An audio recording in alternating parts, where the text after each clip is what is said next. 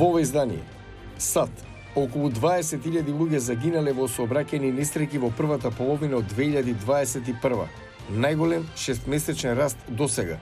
Секретарот за транспорт Бутиџич изрази загриженост. Не се откажуваме.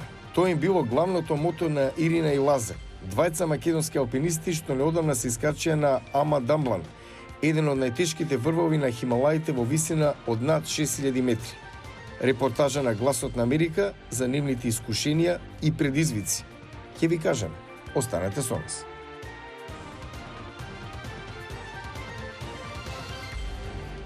Добро вечер. Ова е ТВ журналот Newsflash на Гласот на Америка на македонски. Јас сум Јане Бојаджиевски. Дали ќе биде прииначена речиси половина век важечката одлука во случајот Ро против Вејд од 1973 што на жените им дава уставно право на абортус без претерано мешање на владата? Врховниот суд на САД денеска ќе ги слушне аргументите. Досега, највисоката судска инстанца им го гарантира уставното право на жените за прекинување на бременоста меѓу 22 и 24 недели. Но законот во Мисисипи забранува абортус по 15-тата недела од бременоста. Оваа сојузна држава бара од Врховниот суд да ги поништи сите претходни одлуки и да го врати прашањето за абортусот на повторно гласање. Ќе информираме за ова важно прашање во нацијата, во следните изданија и на другите платформи. Одиме понатаму со бројот на загинати во сообраќајни несреќи во САД го достигна највисокото ниво од 2006. Причина за тоа можеби е пандемијата. Карина Бафридизијан има повеќе. Околу 20.000 луѓе загинале во сообраќајни несреќи во првата половина од 2021 година, велат од Администрацијата за безбедност на патиштата, која е дел од Оделот за транспорт.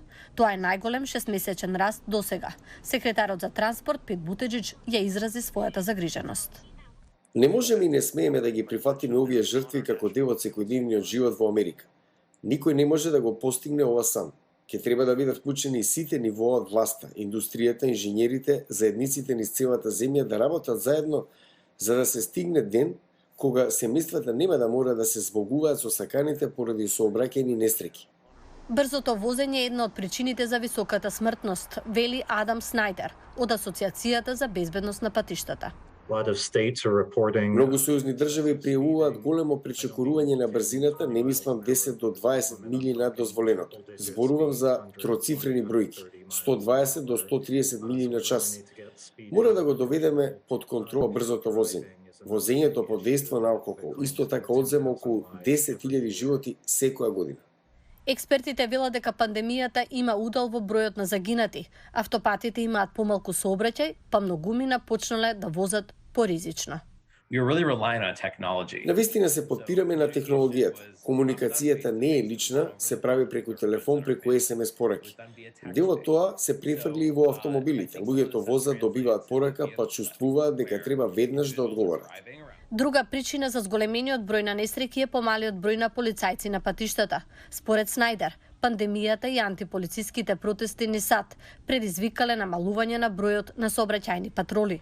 Доволно е да се види полиција на патиштата за да се поттикне по безбедно возење, вели Снајдер. Полицајците на патиштата може да ја засилат пораката и да влијаат и на најопасните возачи. Полицајецот може да го исклучи од сообраќај пијаниот воzač и да го уапси.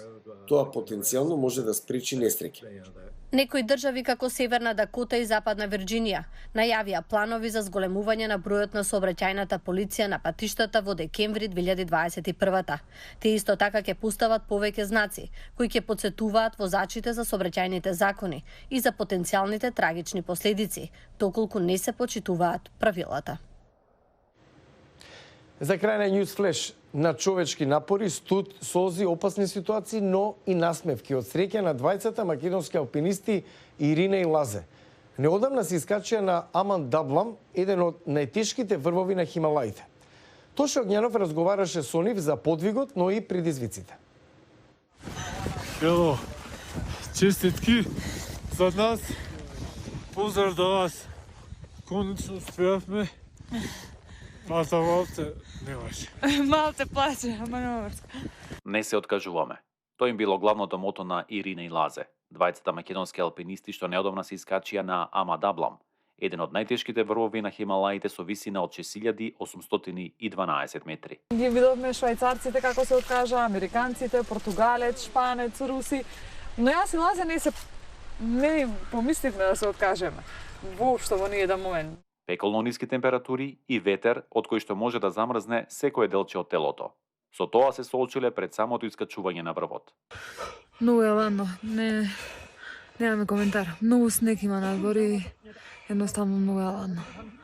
Малку недостасувало последиците од студот да бидат и многу посериозни. Во тој момент почувствував силен студ и отсекување на прстите на нозете, дури и на рацете, меѓутоа бидејќи се работи со јажето, потоа се враќа циркулација во рацете и се загреваат. Меѓутоа нозете од тој момент па до врвот и назад до Камп 2, наредните 10 часа јас не ги чувствував воопшто. Ево до згора се стигнува некој. Јас сум фиксирана тука. Ете го Лазе од мене и тоа рамниот дел е Камп 3. Опасностите со кои се соочиле по речиси вертикалниот замрзнат планински масив веќе ги гледаат и како поттик за следни подвизи. Затоа и тргнавме на Мадабан, затоа тргнавме на ваква експедиција да видиме како функционира овој хималајски живот на еден хималаец, на еден планинар што е таму. И јас неколку пати сум кажал, пак ќе кажам, дури да не го искачивме врвот, и лично за мене зборам, и дури да не го искачивме врвот, јас имам многу добра школа. Што се случуваше таму? Да знам како понатаму. Поддршка од државата и од Федерацијата за планинарски спортови овој пат ниту барале, ниту добиле. Ние сакавме овој врв да го isfinansirаме со помош на спонзорите и сами за едно такво следно искачување на некој врв од 8000 метри нагоре да застанат позади нас државата и федерацијата. Се надеваме дека ќе имаат слух за нашата следна експедиција. Каква е едината на спортот, еве индивидуалните спортови, ако немаме соодветна поддршка? Од секогаш сум го зборала дека спортистите се најголемите амбасадори на една држава. Ние направивме страшна промоција со Ирина. Секој наш шатор мораше да има македонско знаме или надпис Македонија. Проблемот е тоа што каже Ирина, ние моравме се сами да се финансираме цела година, и сега најверојатно ќе има некаков слух, дека сакаме и за понатаму, дека сакаме и дека сме озбилни, дека не застануваме. Дека не застануваме.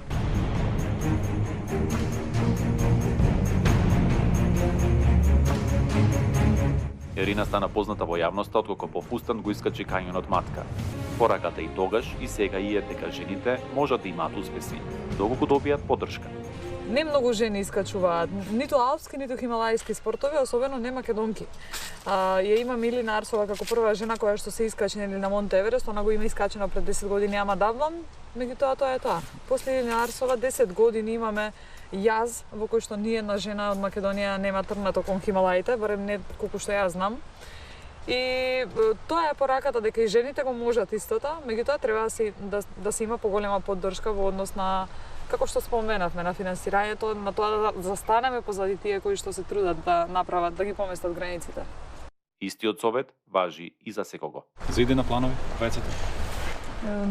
Имам јас планови за скора иднина, следна сезона веќе сакам повторно да одам на Хималаите, доколку финансиски успеам да го затворам тој дел, ќе се упатам дефинитивно на 8000-дарка, меѓутоа нема да откриеме на која.